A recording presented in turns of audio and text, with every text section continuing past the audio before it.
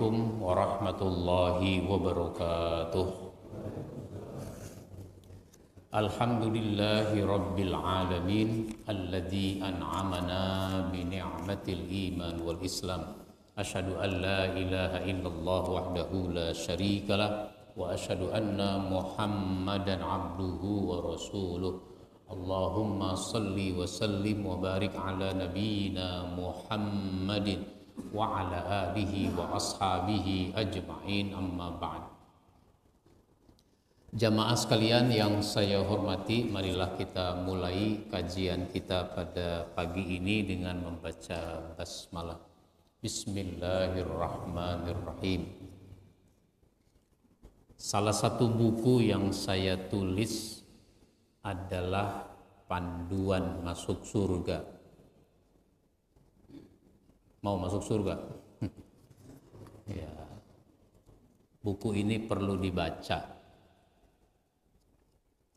Saya alhamdulillah sudah menulis 62 judul buku. Dan insya Allah ada lagi buku yang sedang ditulis. Buku Panduan Masuk Surga ini sudah cetak ulang yang kedua. Ada manfaat percaya pada akhirat, bahaya tidak percaya pada hari akhirat, hakikat dan sifat surga, persyaratan masuk surga, orang yang dijamin masuk surga. Ini poinnya cukup banyak. Ada 78 sifat dan amal yang membuat orang bisa masuk surga, penghalang masuk surga, sehingga orang tidak bisa masuk surga karena ada penghalangnya. Kemudian hakikat neraka, jalan menuju neraka, penghuni neraka yang paling tersiksa, dan orang yang diharamkan masuk surga. Itu bab-bab yang ada di dalam buku ini. Yang mau kita bahas adalah syarat masuk surga. Saya suka memberi ilustrasi. Kalau surga itu kita umpamakan seperti sebuah negara. Misalnya Jerman. Kita mau ke negara itu, ada syaratnya nggak? Ada syaratnya. Orang harus punya paspor. Untuk punya paspor ada lagi syaratnya. Apa kalau sudah punya paspor otomatis bisa masuk ke Jerman? Belum juga. Kenapa? Masih harus mendapatkan visa. Seterusnya begitu, ada syarat-syarat yang harus dipenuhi. Meskipun sebenarnya ilustrasi seperti ini tidak tepat. Kenapa tidak tepat? Karena seketat-ketatnya sebuah negara tetap saja ada pendatang gelap. Orang Malaysia bilang pendatang haram.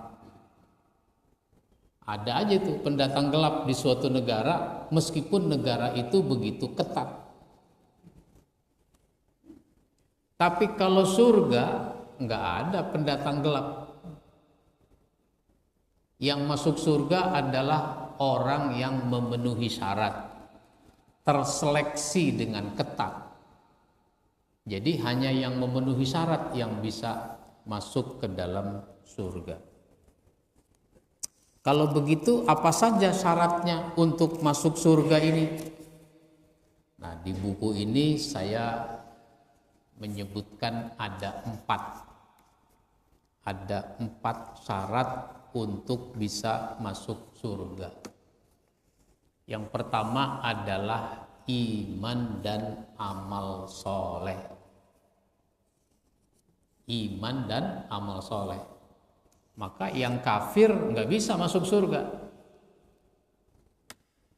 Disebut kafir dalam konteks kita sekarang adalah agamanya tidak Islam. Dengan kata lain, non-muslim. Non-muslim itu kafir. Sehingga non-muslim itu dalam keyakinan kita, dia tidak bisa masuk ke dalam surga. Cuma kan orang merasa nggak enak ngomong begini. Akhirnya apa? Semua agama sama. Semua penganut agama masuk surga. Kan ada orang ngomong begitu. Jadi kalau orang kafir nggak masuk surga. Orang kafir itu kan unsurnya ada dua. Unsurnya ada dua, yaitu ahli kitab. Ahli kitab itu orang Yahudi, orang Nasrani. Itu ahli kitab. Mestinya mereka beriman kepada Nabi Muhammad,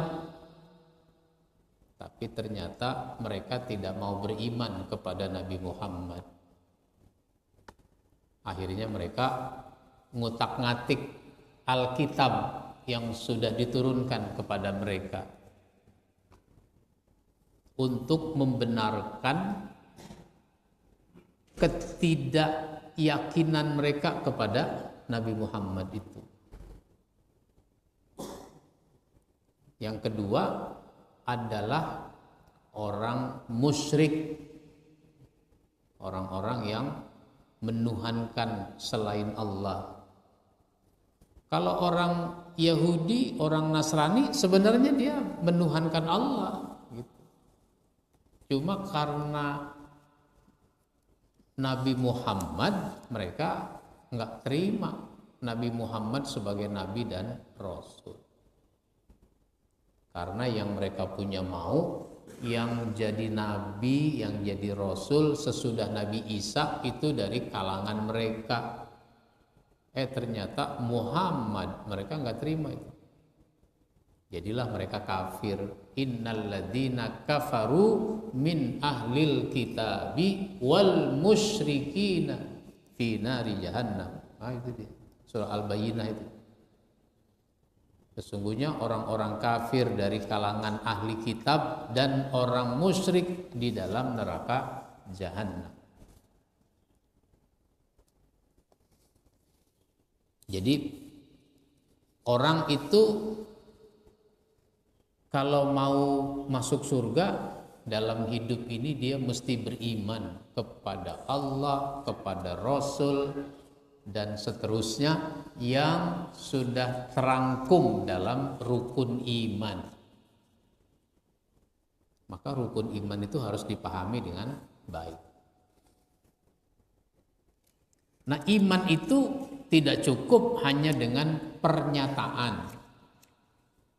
Maka iman itu harus dibuktikan, ditunjukkan dengan amal soleh. Maka iman dan amal soleh.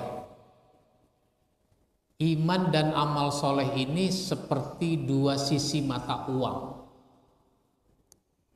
Tidak bisa dipisah dan tidak boleh dipisah-pisah. Iman harus dibuktikan dengan amal soleh harus didasari oleh iman.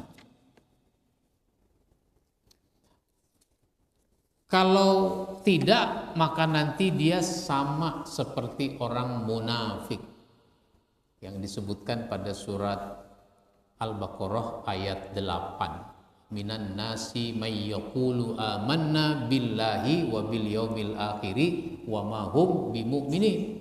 Di antara manusia ada orang mengaku beriman kepada Allah dan kepada hari akhir. Padahal dia bukan orang yang beriman. Allah tidak mengakui keimanannya karena tidak dibuktikan dengan amal yang saleh. Di dalam surat Al-Baqarah ayat 82, Allah Subhanahu wa taala berfirman, walladzina amanu wa 'amilus salihati ulaika ashabul jannah hum fiha khalidun. Orang-orang yang beriman dan beramal soleh, mereka itu penghuni-penghuni surga, kekal di dalamnya. Orang kafir masuk neraka, kekal di dalamnya. Orang beriman, beramal soleh, masuk surga, kekal di dalamnya. Maka semua kita harus terus mengokohkan keimanan dan membuktikan keimanan itu dalam bentuk amal yang soleh. Kalau amal soleh itu harus segera kita lakukan. Jangan suka ditunda-tunda. Kadang-kadang orang suka menunda amal soleh yang mau dilakukan.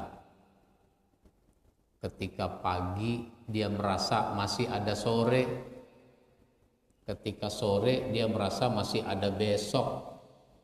Udah besok dia merasa masih ada minggu depan. Masih ada bulan depan.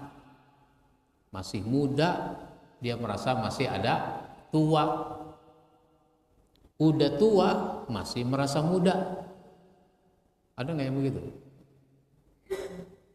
Apalagi kadang-kadang orang suka memuji-muji. Ketika berjumpa, bapak awet muda dah pak. Hati-hati tuh dengan omongan kayak begitu. Saya bilang jangan suka ngomong begitu. Emang kenapa Pak Ustadz? Bisa-bisa nggak jadi taubat. Kenapa? Orang masih muda, tapi tidak mau taubat. Nanti aja kalau udah tua. Udah tua dipuji-puji, awet muda. Akhirnya apa? Nggak jadi taubat. Karena merasa masih muda. Makanya orang taubat itu yang istimewa yang masih muda. Masih muda udah taubat. Nah itu istimewa. Sehingga kata Nabi, "Ma min syai'in ahabbu ilallah minas syababit taib." Tidak ada yang lebih disukai oleh Allah selain dari pemuda yang taubat. Itu syarat pertama untuk masuk surga, iman dan amal soleh. Yang kedua adalah takwa. Bertakwa kepada Allah Subhanahu wa ta'ala. Kenapa? Karena surga itu disediakan untuk yang takwa. Surat Ali Imran ayat 133 menyebutkan begitu. Wasari'u ila maghfiratim mir rabbikum wa jannatin arduhas samawati wal ardu uiddat lil muttaqin. Bersegeralah kamu kepada ampunan dari Tuhanmu dan kepada surga yang luasnya seluas langit dan bumi. Ini istilah dari Allah, kalimat dari Allah. Surga itu disebut seluas langit dan bumi. Itu sih pembahasaan saja. Padahal surga jauh lebih luas dari itu. Cuma buat manusia disebut seluas langit dan bumi, itu udah luas banget. Jangan katakan bumi ini sempit, karena kita tinggalnya di pemukiman yang padat. Kalau dulu orang menyebut kampung halaman. Kampung halaman. Sekarang kampungnya masih ada, halamannya yang sudah nggak ada. Maka kalau rumah di kampung halaman, nah itu halamannya luas.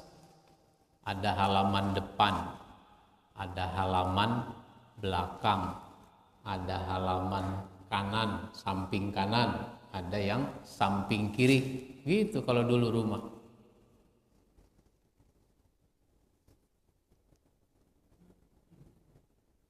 Halaman itu bahasa Betawi, saya nggak tahu bahasa lain. Itu disebut latar. Halaman itu latar. Latar depan, latar belakang. Gitu. Cuma yang populer itu latar belakang. Segala sesuatu ada latar belakangnya. Latar belakang.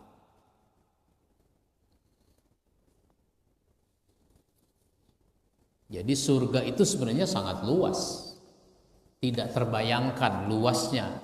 Cuma membahasakannya seluas langit dan bumi. Bagi kita, bumi aja udah luas. Laut itu kan bagian dari bumi. Jangan cuma daratan. Lautan itu lebih luas daripada daratan. Lah kita ini daratan kita bilang sempit, padat. Karena kita tinggal di lingkungan yang padat. Kanan, kiri, depan, belakang mentok. Coba kalau kita keluar, luas. Bahkan di negeri kita banyak pulau-pulau yang tanpa penghuni. Pulau-pulau tanpa penghuni. Yang sudah dihuni, pulau-pulau besar, itu pun sangat luas.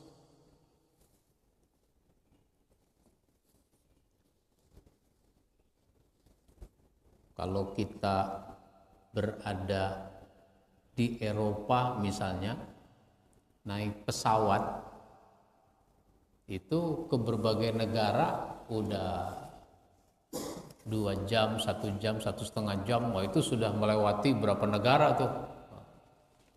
Misalnya dari Eropa Barat ke Eropa Utara. Nah, sebut saja misalnya dari Belanda ke Swedia, Eropa Utara. Itu naik pesawat 2 jam, itu sudah melewati berapa negara. Nah kita dari Jakarta ke Medan 2 jam, Jakarta Balikpapan 2 jam, masih di sini-sini juga. Itu contoh. Ke Papua kalau langsung nggak transit, nah itu 4,5 jam, 5 jam. Baik, luas. Surga itu luas. Itu baru bumi, belum lagi antara langit dengan bumi. Gitu. Nah, surga ini disediakan untuk orang yang takwa. Takwa itu artinya memelihara diri. Orang yang bertakwa adalah orang yang memelihara dirinya. Jangan sampai melanggar hal-hal yang ditentukan. Sehingga oleh para ulama takwa itu didefinisikan imtisalu awamirillah wajtinabu nawahihi sirra wa alaniyah. Takwa itu melaksanakan perintah, meninggalkan larangan Allah, baik dalam keadaan sepi, sir, maupun dalam keadaan ramai. Maka Rasulullah Shallallahu Alaihi Wasallam berpesan, ittaqillaha haitsuma kunta, bertakwalah kamu kepada Allah di mana saja kamu berada. Bukan cuma di masjid kita menunjukkan ketakwaan. Bukan cuma pada bulan Ramadan kita menunjukkan ketakwaan. Tapi kapan saja, di mana saja. Dalam keadaan bagaimanapun juga. Begitu penting takwa. Pesan takwa itu tidak hanya ditujukan kepada umat Nabi Muhammad. Nabi-nabi sebelum Nabi Muhammad itu juga sudah berpesan kepada umatnya untuk bertakwa. Nah, karena kita harus bertakwa, maka kita harus tahu apa yang diperintah dan apa yang dilarang. Maka pada hari Jumat para khatib suka menyampaikan ayat 102 dari surat Ali Imran.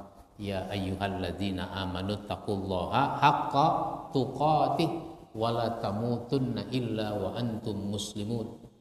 Hai orang beriman, bertakwalah kamu kepada Allah dengan sebenar-benar takwa, jangan sampai kamu mati kecuali dalam keadaan tunduk, patuh, taat kepada Allah.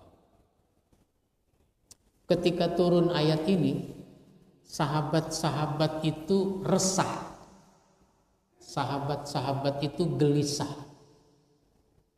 Kenapa turun ayat ini jadi gelisah, jadi resah? Karena mereka khawatir tidak termasuk haqqa tuqatih. Khawatir tidak termasuk orang yang takwa dengan sebenar-benar takwa. Makanya mereka meningkatkan frekuensi ibadahnya. Ibadahnya ditingkatkan, diperkuat lagi. Sampai terkesan berlebihan. Itu sahabat yang namanya sholat malam, sholat tahajud, itu betul-betul sepertiga malam terakhir. Sepertiga malam terakhir itu dari jam 1:30 sampai subuh. Itu namanya sepertiga malam terakhir. Sholatnya katakanlah dari 1:30 sampai 3:30, sampai jam 4, sampai menjelang subuh. Nah itu begitu. Karena sholatnya begitu lama, berdirinya begitu lama, itu sampai ada yang telapak kakinya lama-lama jadi melebar. Kayak orang jalan nggak pakai sendal, nggak pakai sepatu, tiap hari begitu. Lama-lama telapak kakinya melebar. Apa itu istilahnya ya? Ada nggak istilahnya? Nah, kalau nggak ada nanti bikin istilah baru. Bahkan ada yang ketika lagi sholat khawatir ngantuk, oleng, jatuh, khawatir. Nah, maka sebelum sholat itu sampai ada yang pasang tali tambang, sehingga Allahu Akbar, itu nanti tali itu ada di sela-sela ketiaknya. Sampai begitu. Dan ini sudah sampai pada tingkat berlebihan. Maka Allah kemudian menurunkan lagi ayat 16 dari surat At-Taghabun. Surat At-Taghabun surat 64. Fattaqullaha mastata'tum. Maka bertakwalah kamu kepada Allah semampumu. Jangan berlebihan. Kalau di sini saya tidak khawatir. Karena di sini tidak ada yang jamaah dalam ibadah itu berlebihan. Ada nggak yang berlebihan dalam ibadah? Nah, kalau dulu betul-betul ada sahabat yang dinilai berlebihan dalam ibadah. Maka turun ini ayat, maka bertakwalah kamu kepada Allah semampumu. Nah, begitu. Jadi yang kedua, kalau kita mau masuk surga, syaratnya bertakwa kepada Allah Subhanahu wa ta'ala. Yang ketiga adalah berjuang dan berkorban. Berjuang dan berkorban. Agama ini kan harus diperjuangkan, disebarkan, ditegakkan. Itu membuat orang harus berjuang. Dakwah harus disebarkan, ajaran Islam harus disebarkan. Makanya dakwah itu berat. Kalau bicara harus menyebarkan, karena wilayah kita sangat luas. Wilayah sangat luas. Sampai sekarang masih ada daerah-daerah yang belum terjamah oleh dakwah. Ustadz-ustadz belum masuk ke daerah-daerah itu yang terpencil, yang sulit. Apalagi banyak ustadz senangnya di kota-kota. Lebih senang di kota. Ya sebenarnya sih belum di kota itu belum kebanyakan ustadz, belum kelebihan ustadz. Tapi di daerah-daerah lebih memprihatinkan lagi karena ustadz-ustadz itu belum banyak yang ke daerah-daerah. Sementara orang situ, orang daerah itu pergi ke kota, kuliah, belajar, udah lulus nggak pulang. Udah lulus nggak pulang ke kampungnya. Udah keasikan di kota. Saya suka berdakwah ke daerah minoritas Nusa Tenggara Timur.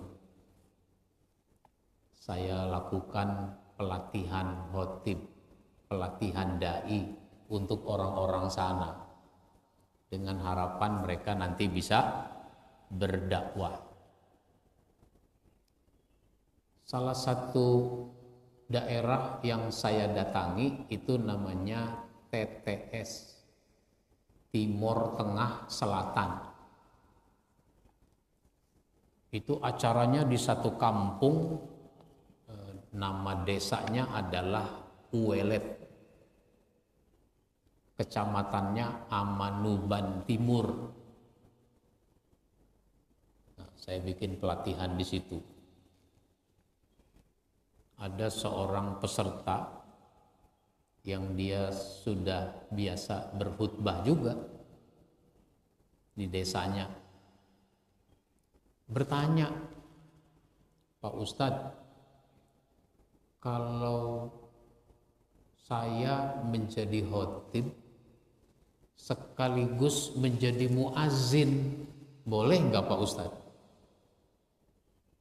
Saya heran juga dengan pertanyaan ini. Maksudnya apa Pak? Saya ini kan jadi khotib, maka saya naik mimbar. Assalamualaikum warahmatullahi wabarakatuh. Habis itu saya turun dari mimbar, azan. Saya azan, saya khotib juga, saya muazin juga. Saya bilang emang nggak ada orang lain yang bisa azan? Gitu. Ya merasa nggak bisa, nggak mau, terpaksa saya yang azan juga. Ya nggak boleh begitu Pak. Bukan soal boleh nggak boleh, tapi harus dipersiapkan orang untuk azan. Setelah acara itu selesai, mau pulang ke Jakarta, mampir dulu di Kupang.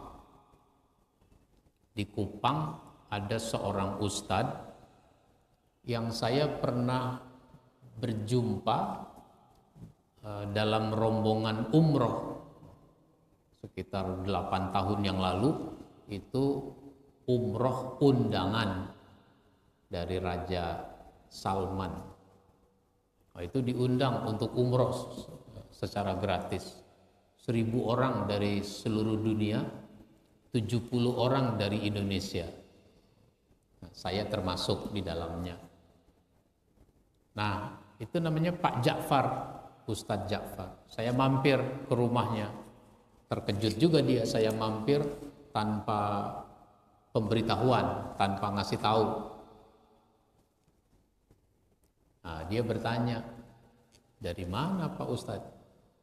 Saya bilang dari desa Uwelet, Amanuban Timur. Terkejut dia. Ustadz nyampe ke daerah itu? Iya. Acara apa di situ? Ngapain? Saya mengadakan pelatihan khotib. tiba-tiba dia terharu gitu. Dia sampai agak mau menangis gitu. Sebenarnya itu tugas kami. Kami sebenarnya yang harus melakukan pengkaderan para khotib.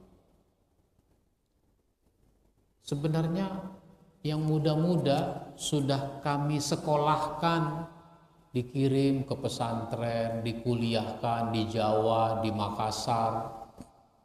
Udah lulus, dia malah nggak pulang lagi. Nggak pulang lagi. Itu desa paling terbelakang di Nusa Tenggara Timur, kata dia begitu. Desa paling tertinggal. Ini salah satu contoh saja bahwa kalau kita bicara wilayah yang luas, kita ini berat di dalam berdakwah. Meskipun sekarang sudah ada internet, tapi tetap saja yang namanya dakwah, ustadznya mesti ke sana. Bahkan orang memang bagus kalau ada ustadz tinggal di sana, gitu. Tinggal di sana. Sehingga bagus juga itu kalau misalnya kita punya dana itu dialokasikan untuk menugaskan ustadz tinggal di sana, di daerah-daerah itu. Kalau ustadz-ustadz dari Hidayatullah, yang penting ada lahan. Lahan itu dia bikin pesantren, tinggal di sana dia. Jadi diperlukan ada penempatan para dai. Dulu ada namanya dai transmigran. Dai transmigran. Dulu kan ada transmigrasi kan, sampai ada departemen transmigrasi, ngurusin transmigrasi. Itu ada Yayasan Amal Bakti Muslim Pancasila. Itu bukan cuma bangun masjid, tapi juga menempatkan para dai untuk bertransmigrasi. Nah, waktu itu kerjasama dengan MUI. MUI menyiapkan ustadznya untuk transmigrasi. Ya, sebagaimana transmigran, mereka dikasih tanah 2 hektar, dikasih tunjangan hidup, sampai nanti mereka bisa mandiri. Nah, bedanya ini petani, tapi juga ustadz. Jadi ustadz yang ditransmigrasikan ini ustadz yang bisa bertani atau berkebun. Nah, begitu. Saya pernah ke Sulawesi Tenggara, bikin pelatihan dai di sana. Daerah itu belum ada listrik, tidak ada sinyal handphone. Ketika saya sampai, ternyata di sebuah pesantren. Bapak dari mana? Asalnya saya dari Jawa Barat, dari Bandung. Oh, bisa di sini. Dulu saya transmigrasi di sini. Oh, yang dai transmigran? Iya, saya dai transmigran. Maka saya selain urusan transmigrasi dulu itu, saya kembangkan bikin pesantren. Ini pesantrennya. Jadi ini daerah transmigrasi dulunya. Ini sebuah contoh. Itu bagian dari perjuangan. Yang namanya berjuang tentu saja memerlukan pengorbanan. Oleh karenanya di dalam surat Ali Imran ayat 142 disebutkan am hasibtum an tadkhulul jannata walamma ya'lamillahu allazina jahadu minkum wa ya'lamas sabirin. Apakah kamu mengira bahwa kamu akan masuk surga padahal belum nyata bagi Allah orang-orang yang berjihad di antara kamu dan belum nyata orang-orang yang sabar. Jadi orang harus berjuang dan berkorban untuk masuk ke dalam surga. Yang terakhir, yang keempat adalah taubat. Syarat masuk surga itu harus bertaubat. Taubatnya kapan? Sekarang dalam kehidupan. Kenapa harus taubat? Karena surga itu tempatnya orang suci. Tempatnya orang-orang suci. Maka orang kalau kotor harus membersihkan diri dengan cara bertaubat. Bagaimana kalau mati belum taubat? Sehingga mati bawa dosa. Ya, dia diselesaikan dulu di neraka untuk membersihkan dirinya dari dosa. Dengan apa? Dengan siksa. Jadi dosa-dosa itu dibersihkan dengan siksa di neraka. Nah, sesudah bersih, ini orang dikeluarkan dari neraka, kemudian dia dimasukkan ke dalam surga. Begitu keyakinan kita. Katanya tadi di neraka kekal. Yang di neraka kekal itu orang kafir. Kalau orang masih ada keimanan, dia mampir dulu ke neraka. Tapi jangan anggap remeh. Wah, kalau begitu saya pasti masuk surga. Wong saya punya iman meskipun dosa banyak. Gak apa-apa dah di neraka dulu. Enggak bisa begitu. Kenapa? Di neraka itu sangat dahsyat. Seandainya kita di neraka cuma sehari, misalnya, cuma sehari, itu sehari di neraka itu lamanya seperti 1000 tahun di dunia. 1000 tahun itu berapa abad? 10 abad. Kebayang nggak tuh 10 abad? Itu seandainya sehari, seandainya sebulan, seandainya setahun, seandainya gitu. Jadi lama, dahsyat. Maka di dalam buku ini juga digambarkan tentang hakikat neraka selain hakikat surga. Oleh karenanya, karena ingin mendapatkan surga, masuk surga, maka para sahabat berjuang. Para sahabat berjuang. Ada yang bentuknya berdakwah, ada yang bentuknya berperang, dan seterusnya. Tergantung tuntutan keadaannya. Maka yang ditugaskan untuk berdakwah berangkat. Seperti Mu'az bin Jabal. Mu'az bin Jabal itu ditugaskan oleh Nabi berdakwah ke Yaman. Jauh untuk ukuran transportasi pada masa itu. Dakwah ke Yaman. Makanya pada saat akan berangkat, hari di mana dia harus berangkat, itu nampak raut kesedihan pada wajahnya. Nabi nanya, kamu kenapa sedih? Bagaimana saya enggak sedih? Karena saya harus berpisah dengan engkau, berpisah dengan para sahabat untuk waktu yang lama. Apa kata Nabi? La tajza' innal jaza'a minasyaitan. Kamu jangan sedih karena sedih itu dari syaitan. Sedih sampai menyebabkan orang enggak jadi pergi padahal dia harus pergi, itu namanya sedih yang dari syaitan. Nabi berpesan, ittaqillaha haitsuma kunta, bertakwalah kamu kepada Allah di mana saja kamu berada. Itu tidak diberi penjelasan, enggak jelas. Nanti dia di sana tidurnya di mana, makannya sama siapa, Nabi ngasih ongkos berapa, itu nggak ada cerita itu. Yang ada dia berangkat. Begitu.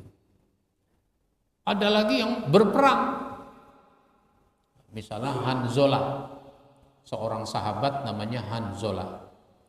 Saya menulis buku belajar kepada para sahabat.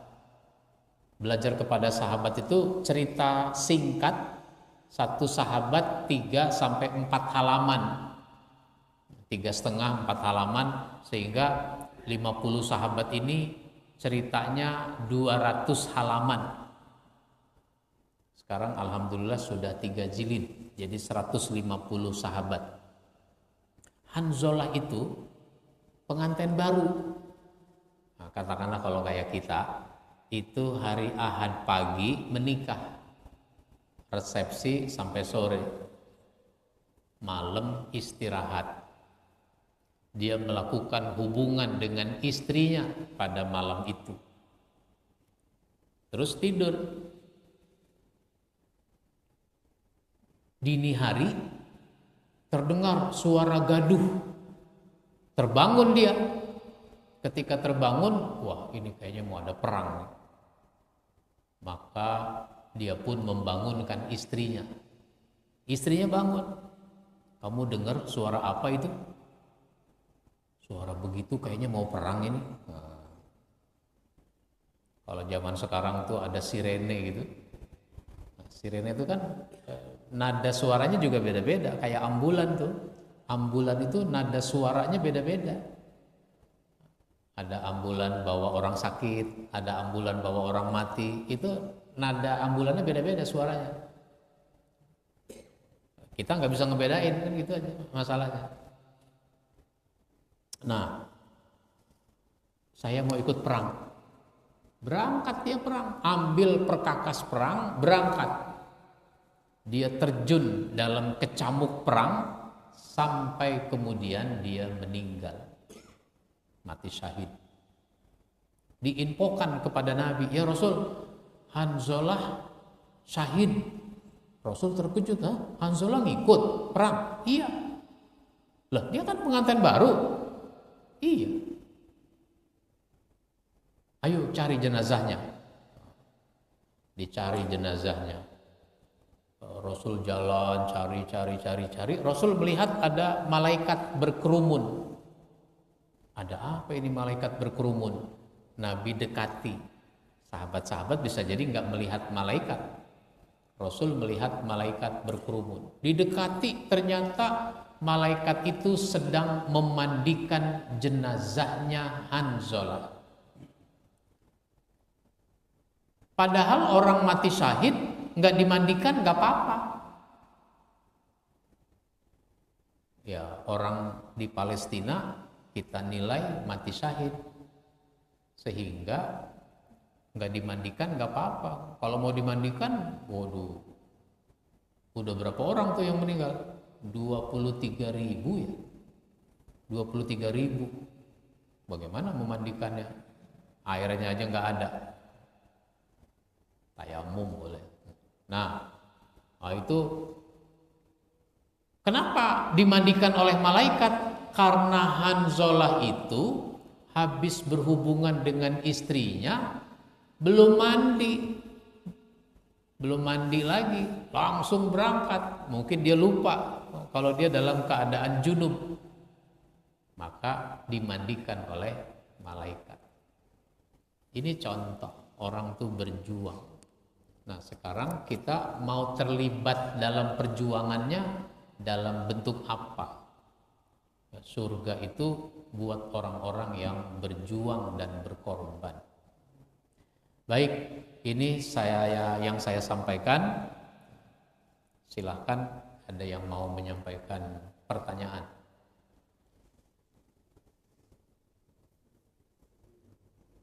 Ini saya sisakan waktunya untuk yang mau bertanya.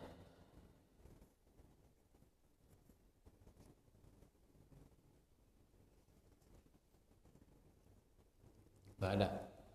Ya, silakan. Waalaikumsalam. Waalaikumsalam.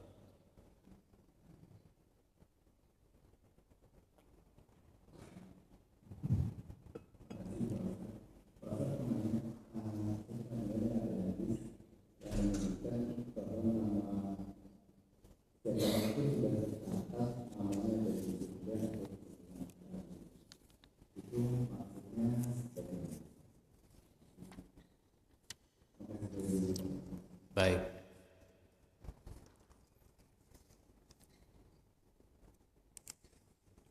Orang masuk surga atau masuk neraka itu ada kriterianya. Ada kriterianya. Maka orang harus berusaha untuk bisa masuk surga dan terhindar dari neraka. Sekalipun orang sudah tercatat, ya namanya saja yang tercatat, orangnya nggak masuk. Ada orang, kalau kita bangun masjid, maka Allah membangunkan rumah di dalam surga. Maka orang senang bangun masjid. Kenapa? Supaya punya rumah di surga. Ya rumah di surga sudah ada, orangnya nggak masuk. Ada nggak orang punya rumah di luar negeri? Dia beli apartemen, dia beli rumah di luar negeri. Cuma dia nggak punya paspor. Kira-kira bagaimana itu? Bagaimana mau menempati rumah itu?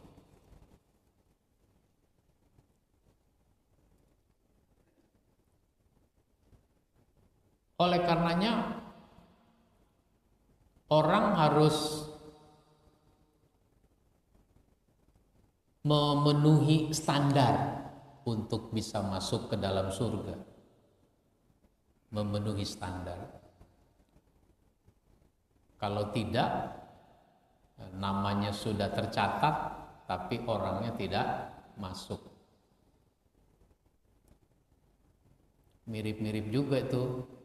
Ada orang sudah tercatat sebagai calon jamaah haji. Karena dia udah bayar 25 juta, tercatat dia dapat porsi ibadah haji. Tahun berapa itu? 5 tahun lagi, 10 tahun lagi. Ketika nyampe, kalau dulu kan nambahinnya nggak begitu banyak ya. Nambahinnya sekitar 10 juta. Dari 25 juta, nambahin 10 juta, 35 juta. Tenang-tenang aja tuh dia. Pada waktunya dia, nambahinnya berapa? Nambahinnya udah berapa sekarang ya? Begitu. Udah bisa 60 juta, 70 juta. Waduh. Namanya udah tercatat, tapi dia nggak bisa nih nambahin setoran ONH-nya itu. Akhirnya apa? Di cancel dia, di cancel. Nyari duit dulu. Tahun depan tambah lagi 80 juta, berat lagi begitu. Sampai akhirnya apa? Dia mati. Udah tercatat, tapi dia nggak nyampe juga. Begitu Pak, ilustrasinya ya. Nah.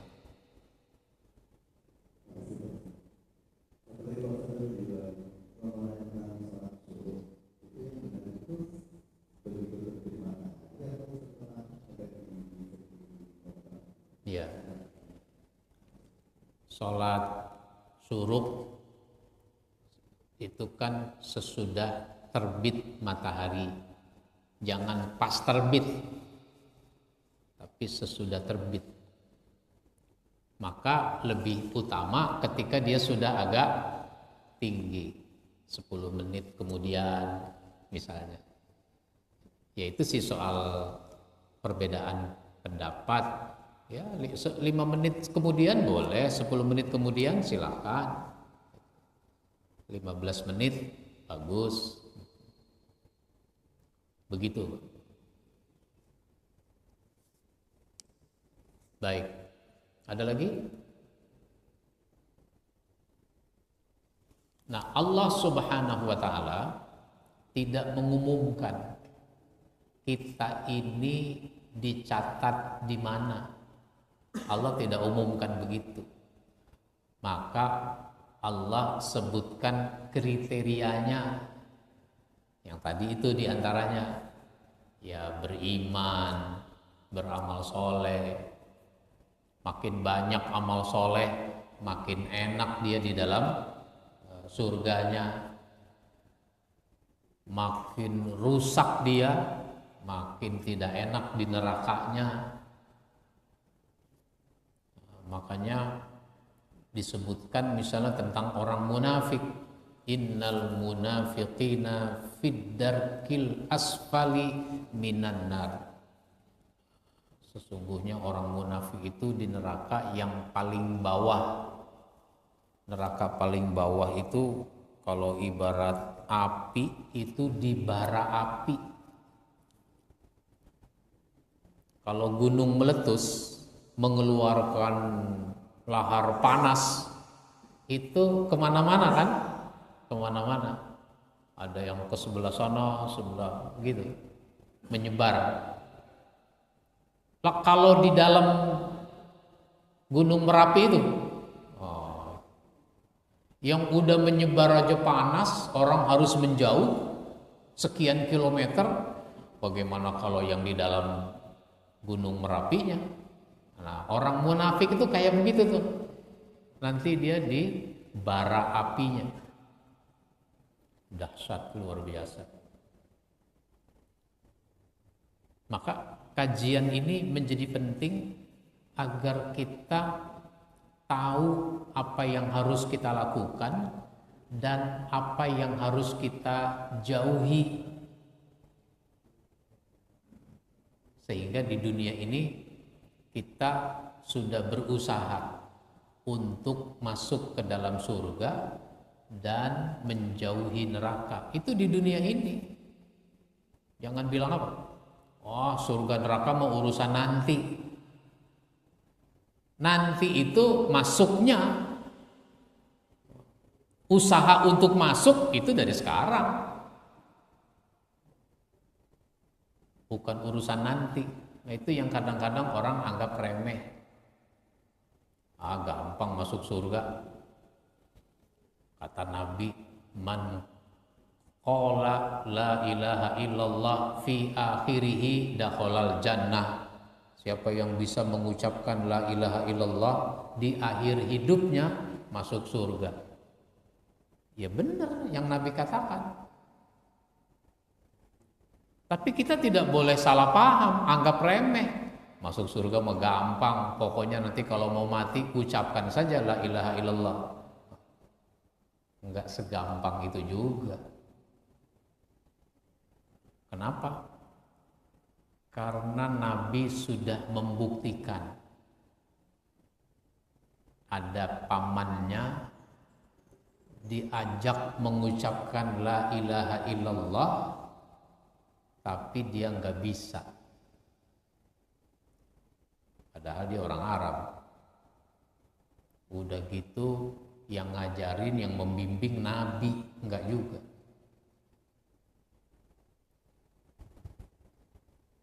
Jadi jangan anggap remeh bahwa masuk surga itu segampang itu. Kenapa?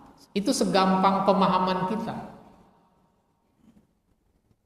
Padahal mengucap la ilaha illallah itu sangat terkait dengan perjalanan hidup. Nanti kalau perjalanan hidup kita baik, gampang mengucapkan la ilaha illallah menjelang kematian.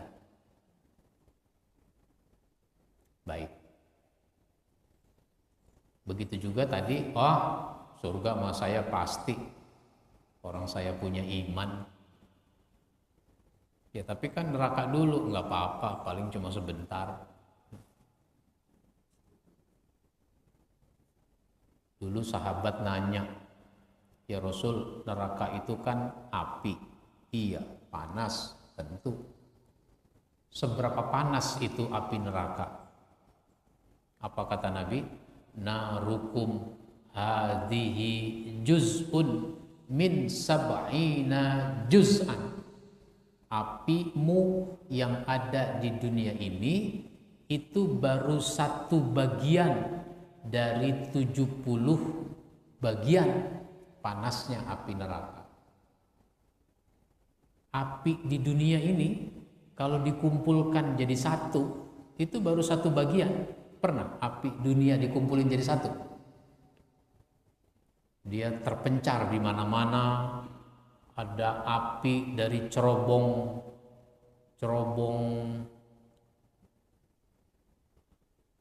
itu pengeboran minyak. Di daerah pengeboran minyak itu ada cerobong, apinya nggak mati-mati meskipun hujan, terus saja dia 24 jam. Itu satu lokasi, belum lokasi lain, panasnya nggak terkira. Gunung api meletus, itu panasnya luar biasa. Jadi itu semua api kalau dikumpul jadi satu, baru satu bagian dari 70 bagian panasnya api neraka. Jadi jangan dianggap remeh. Oleh karenanya di dalam ayat, di dalam hadis sudah dijelaskan dan saya berusaha merangkumnya di dalam buku ini dengan 10 bab, 10 bagian yang membahas semua itu. Tentu ada buku-buku lain yang membahas masalah ini yang bisa kita jadikan sebagai rujukan.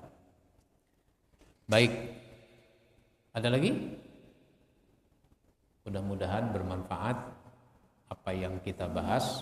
Insya Allah kita sambung pada kesempatan lain. Saya akhiri, kita sama-sama akhiri dengan baca hamdalah. Alhamdulillahirabbil alamin. Wassalamualaikum warahmatullahi wabarakatuh.